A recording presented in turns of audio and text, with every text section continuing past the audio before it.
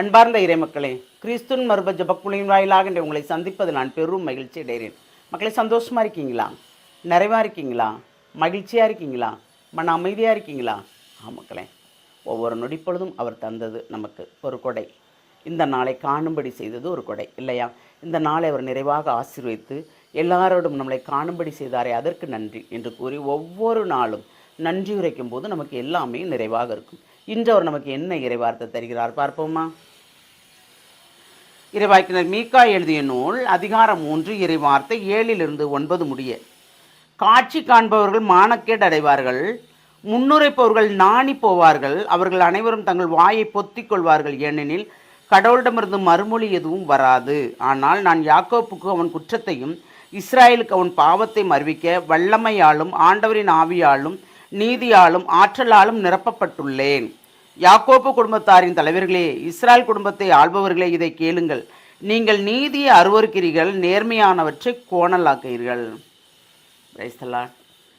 இறைவனுக்குரிய மக்களாக இருந்து கொண்டு காட்சி காண்பதும் இல்லை, முன்னுரைப்பதும் இல்லை, இறைவன் நமக்கு எந்த வார்த்தையும் கொடுப்பதும் இல்லை. அப்படி கொடுக்காமல் இருந்தாலும் இறைவன் தான் தந்தார் என்று சொல்லி பொய்யுரைக்கிறாங்க பார்த்தீங்களா?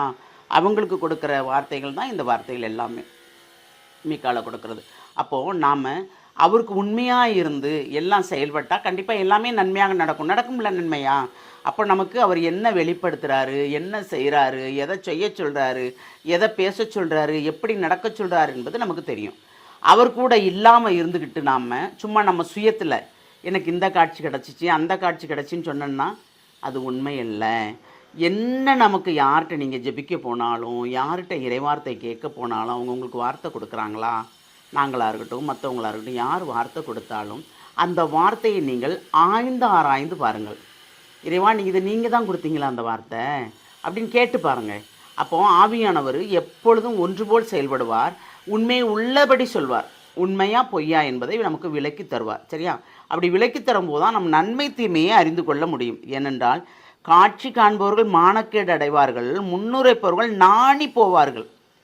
அப்போது இது வரைக்கும் காட்சி கண்டவங்க, நான் அந்த காட்சி பார்த்தேன், எனக்கு இந்த காட்சி கிடச்சிச்சு அப்படின்னும் கடவுள் இந்த வார்த்தையை கொடுத்துருக்காருன்னு நமக்கு முன்னுரைத்திருந்தாருன்னா, இறைவாக்கு உரைத்திருந்தாங்கன்னா அவங்க எல்லாமே வெட்கத்திற்கு உள்ளாவார்கள் என்று இறைவார்த்தை சொல்லுது.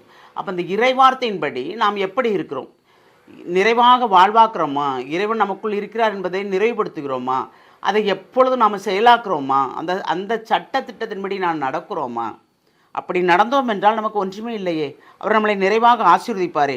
ஏனென்றால் நீங்கள் நீதியை அருவருக்கிறீர்கள், நேர்மையானவற்றை கோணலாக்குகிறீர்கள் சொல்கிறாப்புல. அப்போ நம்ம எந்த இடத்துல பார்த்தாலும் பிறருக்கு எதிர்ப்பாக நம்ம செயல்படுறோம், நன்மையாக இருந்தால் கூட அது தீமையாக செயல்படுறோம் என்று இந்த இறைவார்த்தை சொல்லுது. ஆனால் நாம் நன்மையாளர்களாக இருந்து இறைவனுக்குரிய மக்களாக இருந்தால் எது செய்தாலும் நான் இறைவனை கேட்டு செய்வேன், என்னுள் இருக்கும் தூய ஆவியானவர் என்னை செயல்படுத்துவார் என்று நாம் நினைத்தால் கண்டிப்பாக தூய ஆவியானவர் நம்ம நிறைவாக இருந்து அனைத்தையும் தெளிவுபடுத்துவார். நமக்கு எதை செய்ய வேண்டும், எதை செய்ய வேண்டாம், எங்கு நாம் செல்ல வேண்டும், எங்கு செல்ல வேண்டாம் என்பதை அவர் நமக்கு தெளிவுபடுத்துவார். அப்படி இந்த தெளிவுபடுத்தும் ஆவி நமக்குள் இருக்கும்போது நமக்கு எந்த குழப்பமும் இல்லை, சஞ்சலமும் இல்லை. அப்போ நம்ம எதை செய்தாலும் இறைவனை கேட்டு செய்யும்போது யாருக்கும் நம்ம பயப்படவும் வேண்டாம். உள்ளதை உள்ளபடி சொல்லுவோமே, ஆம்னா ஆம்னு சொல்லுவோம், இல்லைன்னா இல்லைன்னு சொல்லுவோம் இல்லையா? அப்போது இன்றைக்கி நமக்கு என்ன தந்திருக்கிறாரு அதை கொண்டே நாம் நிறைவாக வாழலாமா இல்லையா? அப்போ அந்த வரத்தை கேட்போமா? தாயும் தந்தையுமான இறைவா, ஆமாண்டவரே, நாங்கள் காட்சி காணவோ முன்னுரைக்கவோ விரும்பவில்லை ஆண்டவரே. நீர் எங்களோடு கூட இருந்து எங்களை செயல்படுத்தினாலே போதும் ஆண்டவரே. அந்த செயல்பாட்டை மட்டும்தான் நாங்கள் விரும்புகிறோம். ஏனென்றால் உமக்குரிய காரியங்களை நாங்கள் செய்ய வேண்டும், உமக்குரியவற்றை நாங்கள் பேச வேண்டும். நீர் எங்களுக்கு என்ன கொடுக்கிறீரோ அதை மட்டுமே நாங்கள் நடத்த வேண்டும் என்று விரும்புகிறோம் ஆண்டவரே. அதன்படியே எங்களை நீர் நடத்த போகிற அந்த கிருபைக்கு நன்றி கூறுறோம்ப்பா. இதுகால் வரைக்கும் எங்களை கண்ணுக்குள் வைத்து பாதுகாத்தீர் ஆண்டவரே. இனிமேலும் நீர் எங்களை பாதுகாக்க போகிற கிருபைக்கு நன்றி கூறி, இந்த நாளை நிறைவாக ஆசீர்வதித்த கிருபைக்கு நன்றி கூறி எங்களை முழுமையாக உம்முடைய இரக்கத்துக்குள் ஒப்புக் கொடுக்கிறோம். ஜெபம் கேட்கும் நல்ல பிதாவே. ஆமேன், ஆமேன், ஆமேன்.